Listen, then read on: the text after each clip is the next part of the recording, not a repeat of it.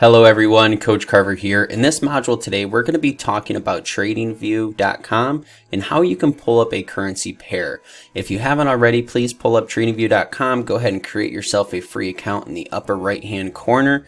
And we're going to go through and jump right into it, guys. This is going to be your basic page that pulls up when you first come to TradingView. You're going to be able to see editor picks, market summary. You'll be able to see the different sections here between ideas, markets, scripts, screeners, streams, brokers, chart.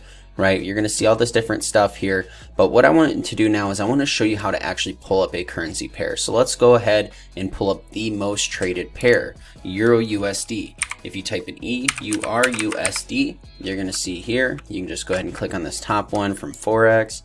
Go ahead and click on this, and this is going to show you the overview page for Euro USD. You'll be able to see the Forex chart. It'll be just a little line graph. You'll be able to see some ideas from some of the fellow users here on the platform. You'll be able to see the technicals from TradingView itself and a breakdown of it, the related symbols. You'll be able to see some of the important news that comes out on this particular pair.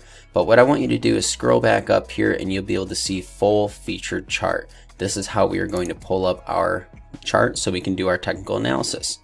As you see here, I already have mine marked up. I'll go ahead and remove my drawings and we will get ready for the next video. In our next module, guys, we're going to be showing you how you can go ahead and actually customize your chart to your liking. You can change your background, you can change each candlestick and get it to where it's aesthetically pleasing for you. And then in our next videos, we'll be going over how to set up your tools, your favorites, and how you can even go through and set up a watch list and go ahead and set up alerts. But with this being said, guys, I'll catch you on the next module.